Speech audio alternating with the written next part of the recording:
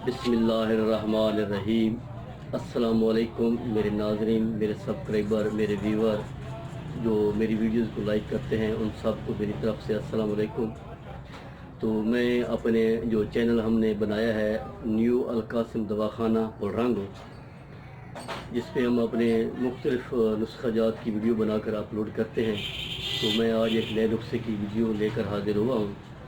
तो मेरा जो चैनल है अलकासिम दवाखाना पुलरंगो, उस पर इसी मौजू पर हमने एक पहले भी नुस्खा बना के पेश किया हुआ है, लेकिन उस नुस्खे के बारे में मुझे अक्सर लोग फ़ोन करते हैं कि हम इनको बरियाँ कैसे करें, इनका सत कैसे बनाएं। वो बहुत मुश्किल से बनने वाला है, क्योंकि हमारा अपना दवाखाना है। हम तो आप ख़ुद ही उनका सत बनाते हैं और उनको इस्तेमाल करवाते हैं, तो उनको उन चीज़ों का सत नहीं मिलता। वो ऐसे ही सिंपल जो है ना बिरोज़ा और लुबान सिंपल लेके बनाते हैं, बना के उनको इस्तेमाल करते हैं। तो फिर बाद में मुझे फ़ोन करते हैं कि जी हमारा मैदा ख़राब हो गया, हमारी अंतड़ियाँ ख़राब हो गई हैं, क्योंकि ये सत लुबान और जो बिरोज़ा है ये चूँकि लेसदार होता है, तो वो जाके अंतड़ियों को ख़राब कर देता है। तो हम इधर जो दवाखाने पे नुस्खा बनाते हैं वो बिरोज़े का भी साथ इस्तेमाल करते हैं और लुबान का भी साथ इस्तेमाल करते हैं। तो बहरहाल लोगों ने मुझसे पूछा भी है और मैंने उनको फ़ोन पे वजाहत भी की है कि भाई आप इसका साथ इस्तेमाल करें, दोनों चीज़ों का, और तीसरी चीज़ है ज़ीरा सफ़ेद, वो इस्तेमाल करें। लेकिन कुछ लोग हैं जो मुझे फ़ोन भी नहीं करते और ऐसे सिंपल जो है ना लुबान और बिरोज़ा का नुस्खा तैयार करते हैं। जब वो इस्तेमाल करते हैं, बाद में उनको तकलीफ़ होती है, उनका मैदा ख़राब हो जाता है, तो उस वक्त वो मुझे फ़ोन करते हैं। मैं उनको बताता हूँ भाई इस नुस्खे को ऐसे नहीं इस्तेमाल करना है, इनको ऐसे इस्तेमाल करना है। तो अब मैं उसी जो ये होती क्या है, अब मैं एक और नुस्खा जो है ना इसी पस सेल के मुतल्लिक आपको अपलोड कर रहा हूँ, बना रहा हूँ। मैं उम्मीद है आप इस नुस्खे को बनाएंगे, इसको इस्तेमाल करेंगे। इसको अपने, चाहे आपकी जो पस है वो 20% है, 50% है, 30% है, आपने इसको सिर्फ 21 दिन इस्तेमाल करना है। तो इंशाल्लाह उम्मीद तो अल्लाह से काफ़ी है कि ये 21 दिन में आपको क्लियर कर देगा। अगर कुछ कमी रह जाए तो फिर 21 दिन और इस्तेमाल करना है। ये पस होती क्यों है, ये पस मनी में बनती क्यों है? चूँकि आज ये जो दौर है, हर बंदा इसी पस का शिकार है, हर बंदे की मनी में पस आ रही है।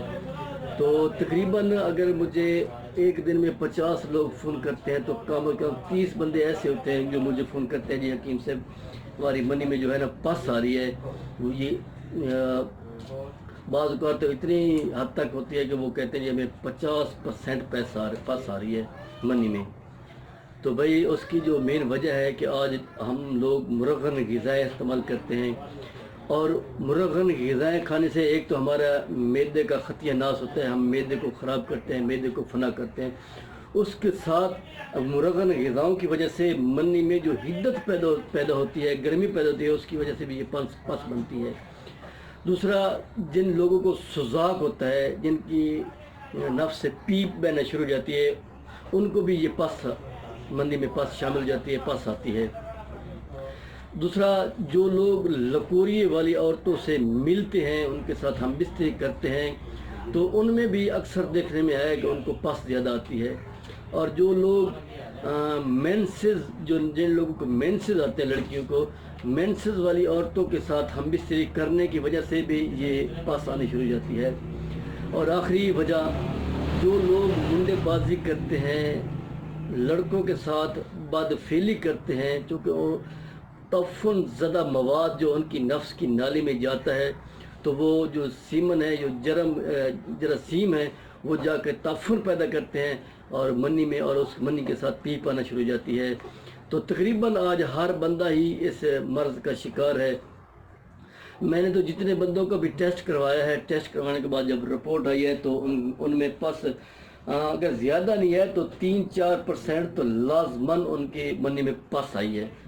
तो भाई प्लीज़ आप इन गर्म चीज़ों को छोड़ें, मुरग़न ग़िज़ाएँ को छोड़ें, कढ़ाई गोश्त को छोड़ें, लकोरिए वाली औरत के नज़दीक न जाएँ, मेंसेस वाली औरत के नज़दीक न जाएँ, और ये जो बदफेली है लड़कों के साथ, इससे भी परहेज़ करें, तौबा करें।